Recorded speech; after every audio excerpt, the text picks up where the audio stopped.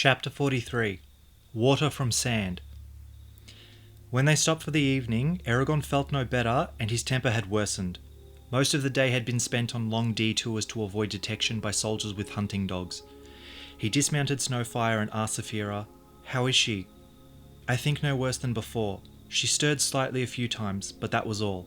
Saphira crouched low to the ground to let him lift the elf out of the saddle. For a moment her soft form pressed against Eragon. Then he hurriedly put her down. He and Murtagh made a small dinner. It was difficult for them to fight off the urge to sleep. When they had eaten, Murtagh said, "We can't keep up this pace. We aren't gaining any ground on the soldiers. Another day or two of this and they'll be sure to overtake us." "What else can we do?" snapped Eragon. "If it was just the two of us and you were willing to leave Tornak behind, Saphira could fly us out of here. But with the elf too? Impossible." Murtagh looked at him carefully. "If you want to go your own way, I won't stop you. I can't expect you and Saphira to stay and risk imprisonment." "Don't insult me," Eragon muttered. "The only reason I'm free is because of you. I'm not going to abandon you to the Empire. Poor thanks that would be." Murtagh bowed his head. "Your words hearten me." He paused. "But they don't solve our problem." "What can?" Eragon asked. He gestured at the elf. "I wish she could tell us where the elves are. Perhaps we could seek sanctuary with them." Considering how they've protected themselves, I doubt she'd reveal their location. Even if she did, the others of her kind might not welcome us. Why would they want to shelter us anyway?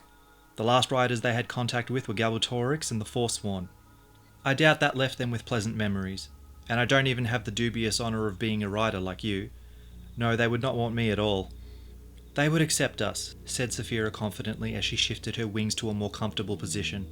Eragon shrugged. "Even if they would protect us, we can't find them, and it's impossible to ask the elf until she regains consciousness. We must flee, but in which direction? North, south, east, or west?"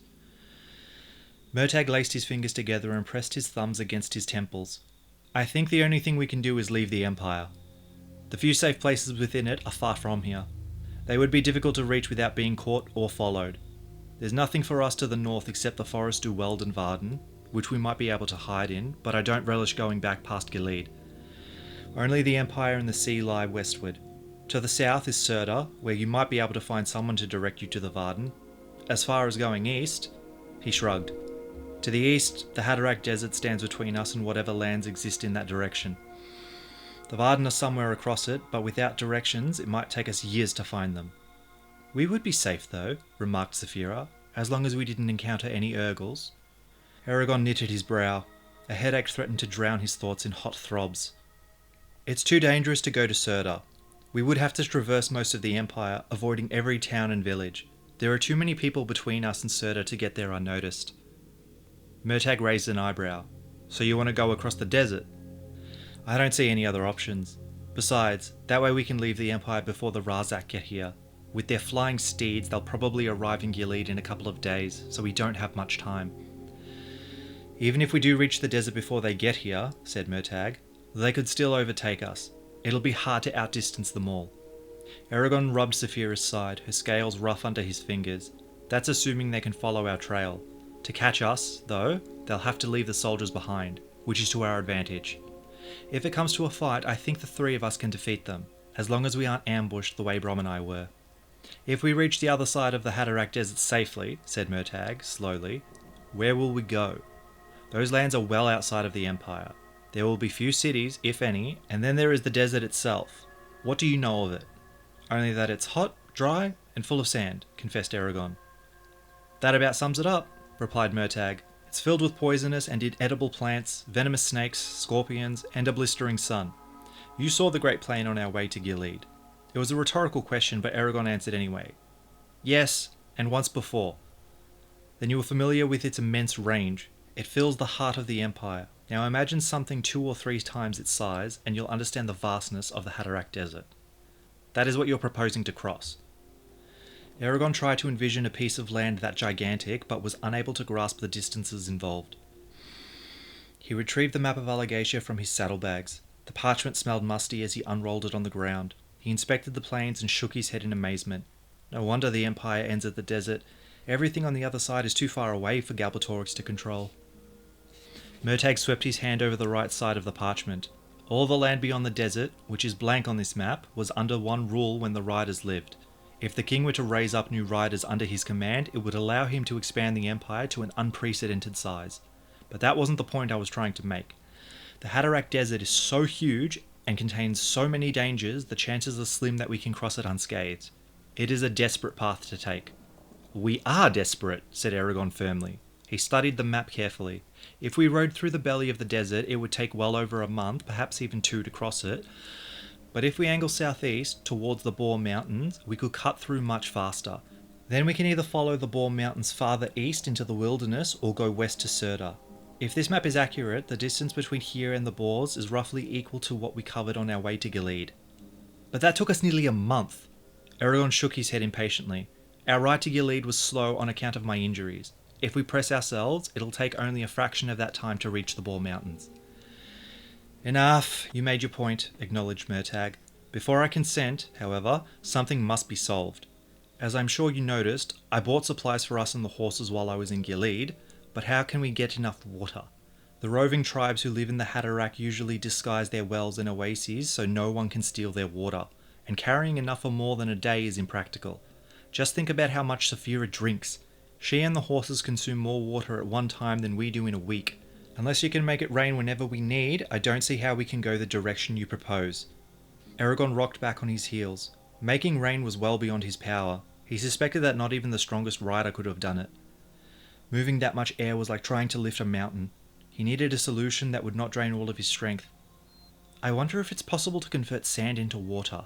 That would solve our problem, but only if it doesn't take too much energy. I have an idea, he said. Let me experiment, then I'll give you an answer. Eragon strode out of the camp with Saphira following closely. What are you going to try? She asked. I don't know, he muttered. Saphira, could you carry enough water for us? She shook her enormous head. No, I wouldn't even be able to lift that much weight, let alone fly with it. Too bad. He knelt and picked up a stone with a cavity large enough for a mouthful of water. He pressed a clump of dirt into the hollow and studied it thoughtfully. Now came the hard part. Somehow he had to convert the dirt into water. But what words should I use? He puzzled over it for a moment, then picked 2 he hoped would work. The icy magic rushed through him as he breached the familiar barrier in his mind and commanded, Deloy moi. Immediately the dirt began to absorb his strength at a prodigious rate. Eragon's mind flashed back to Brom's warning that certain tasks could consume all of his power and take his life. Panic blossomed in his chest. He tried to release the magic but could not. It was linked to him until the task was complete or he was dead. All he could do was remain motionless, growing weaker every moment. Just as he became convinced that he would die kneeling there, the dirt shimmered and morphed into a thimbleful of water. Relieved, Eragon sat back, breathing hard. His heart pounded painfully and hunger gnawed at his innards. What happened? Asked Saphira. Eragon shook his head, still in shock from the drain on his body's reserves. He was glad that he had not tried to transmute anything larger. This won't work, he said. I don't even have the strength to give myself a drink. You should have been more careful, she chided. Magic can yield unexpected results when the ancient words are combined in new ways. He glared at her. I know that, but this was the only way I could test my idea. I wasn't going to wait until we were in the desert. He reminded himself that she was only trying to help. How did you turn Brom's grave into diamond without killing yourself? I can barely handle a bit of dirt, much less all that sandstone. I don't know how I did it, she stated calmly. It just happened. Could you do it again, but this time make water? Eragon, she said, looking him squarely in the face, I have no more control over my abilities than a spider does. Things like that occur whether I will them or not. Brom told you that unusual events happen around dragons. He spoke truly. He gave no explanation for it, nor do I have one. Sometimes I can work changes just by feel, almost without thought. The rest of the time, like right now, I'm as powerless as Snowfire. You're never powerless, he said softly, putting a hand on her neck. For a long period they were both quiet. Eragon remembered the grave he had made and how Brom lay within it. He could still see the sandstone flowing over the old man's face. At least we gave him a decent burial, he whispered. He idly swirled a finger in the dirt, making twisted ridges. 2 of the ridges formed a miniature valley, so he added mountains around it. With his fingernail, he scratched a river down the valley, then deepened it because it seemed too shallow. He added a few more details until he found himself staring at a passable reproduction of Palancar Valley. Homesickness welled up within him, and he obliterated the valley with a swipe of his hand. "I don't want to talk about it," he muttered angrily, staving off Saphira's questions. He crossed his arms and glared at the ground. Almost against his will, his eyes flicked back to where he had gouged the earth. He straightened, surprised. Though the ground was dry, the furrow he had made was lined with moisture. Curious, he scraped away more dirt and found a damp layer a few inches under the surface. "Look at this," he said excitedly. Saphira lowered her nose to the discovery. "How does this help us? Water in the desert is sure to be buried so deeply we would have to dig for weeks to find it." "Yes," said Eragon delightedly, "but as long as it's there, I can get it. Watch." He deepened the hole, then mentally accessed the magic. Instead of changing the dirt into water, he simply summoned forth the moisture that was already in the earth. With a faint trickle, water rushed into the hole. He smiled and sipped from it. The liquid was cool and pure, perfect for drinking. "See? We can get all we need." Saphira sniffed the pool.